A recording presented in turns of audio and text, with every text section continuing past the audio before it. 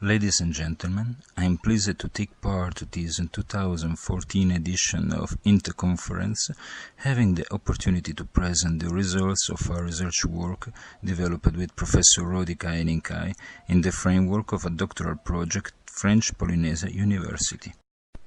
One of the most interesting contributions of anthropology-related studies to education is a set of observations about local forms of parenting, children training, and socialization learning processes.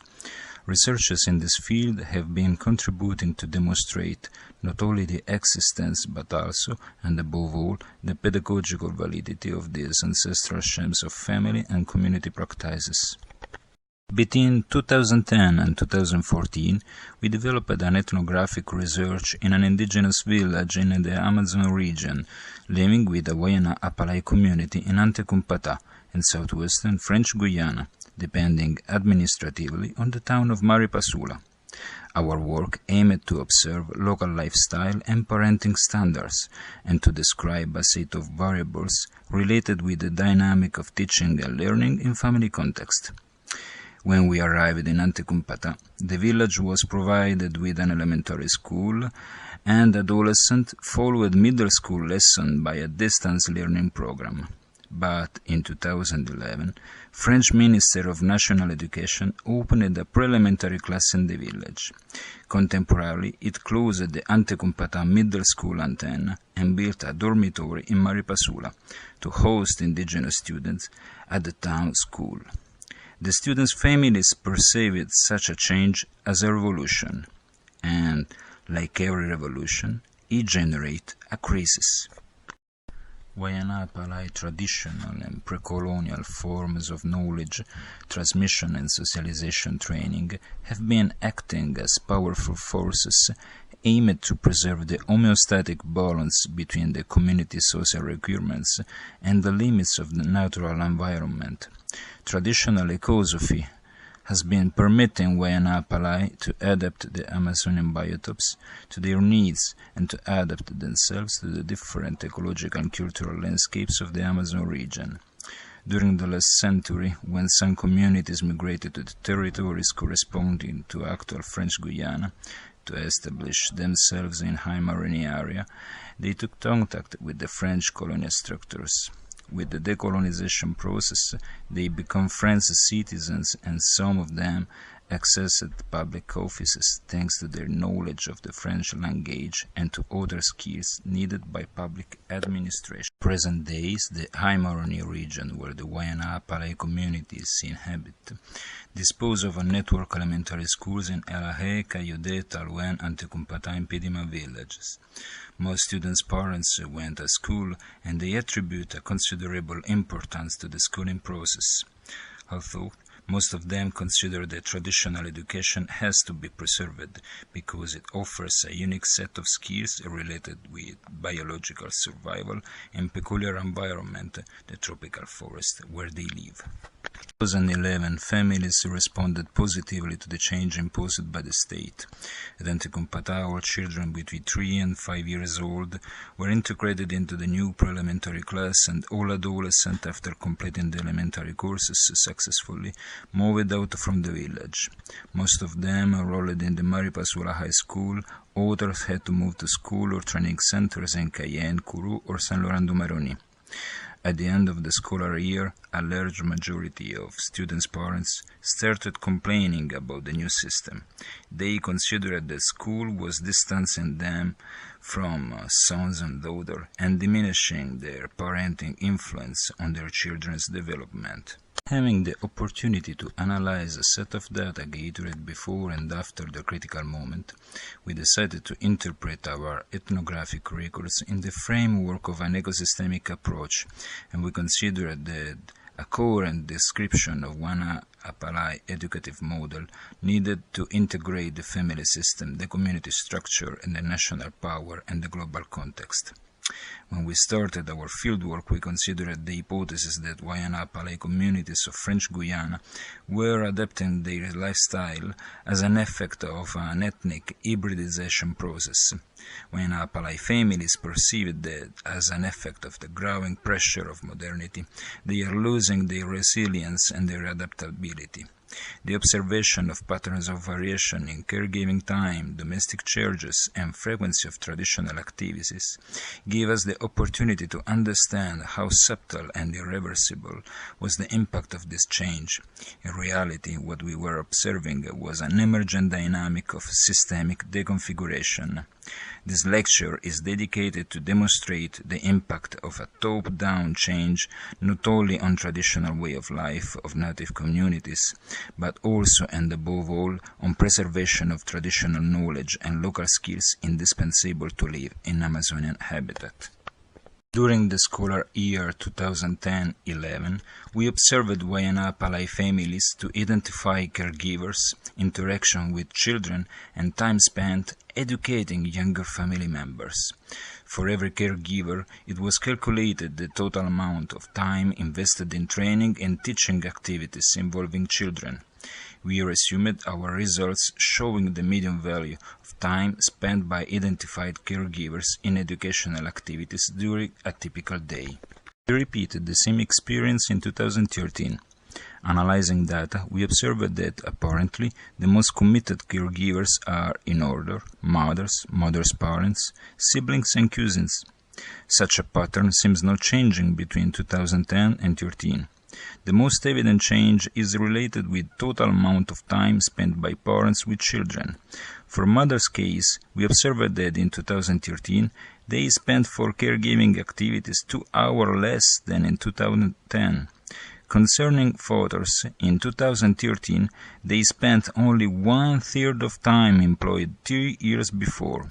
Other family members as siblings and cousins, but also other community members as shamans or school teachers are supplying to this vacuum. In 2010, we identified a set of family activities executed with the active participation of children and deeply related with the natural environment and the satisfaction of primary needs.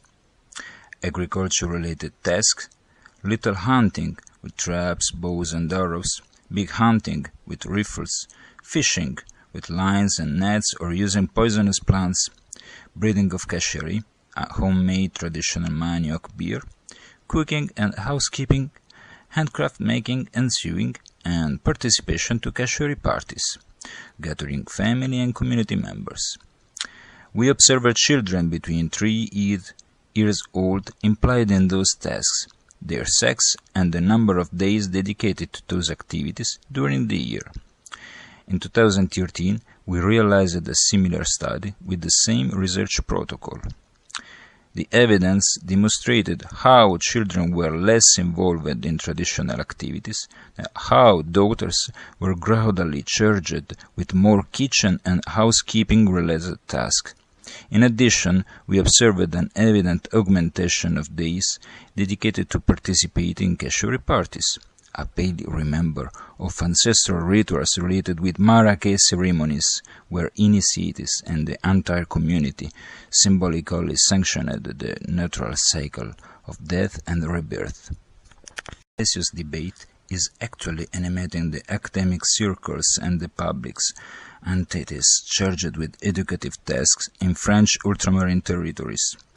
Actually, 3 critical factors represent the core of the problem. First one is represented by the general unsuccessful results obtained by ultramarine students in official evaluations realized at the end of the elementary school cycle.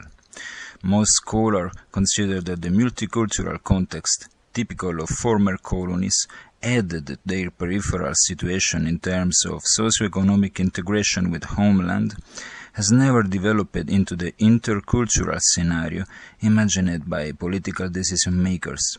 The lack of real integration has marginalized the autochthonous and ethnic communities occupying most of ultramarine lands, and the school has failed its declared goal to work as a social elevator and to contribute to a republican ideal of equal opportunities for all. Second factor corresponds to the voluntary exclusion of the notion of ethnicity in French juridical system. The administrative system logic is structured to offer equal service to every French citizen in all territories under the state sovereignty. The Republican approach had been adopted and applied for years in all public services, including school. The same national curricula was applied in every French school. However, for the last 2 decades, a new educative approach has been uprising, with the adaptation of some educative processes, above all on learning to read and write, and the creation of pedagogical tools and mechanisms focused on strengthening the knowledge of local languages and skills. Factor, the loss of traditional knowledge, depends largely on the second one.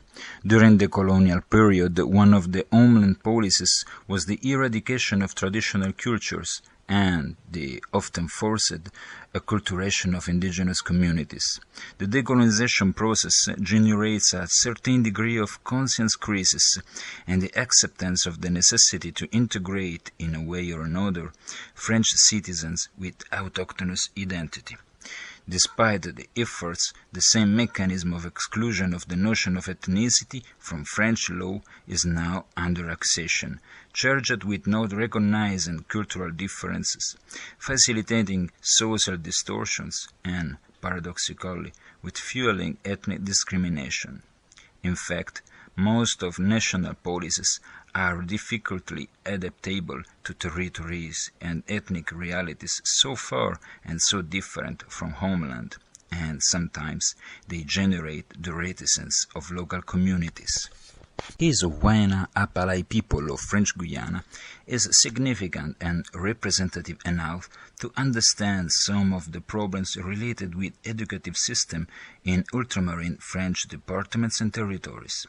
The peculiar condition of their cultural and ecological landscapes, the existence of autochthonous identities struggling for the respect for their lifestyle, the existence of socio-economical disparities, and the survival of colonial structures, amplified by the isolation and remoteness experienced by a large part of the population, and, finally, the inability of the state to adapt local realities to national standards, are probably the causes of the declared failure of the traditional pedagogical mechanism of the Wayana-Apalaï people. The results of our work seems to confirm such a hypothesis. Our next step will be to apply the same analytical model to other French ultramarine settings, to evaluate how and how much post-colonial logics have been impacting on ethnic communities, their daily life, and their general world vision. Thank you very much.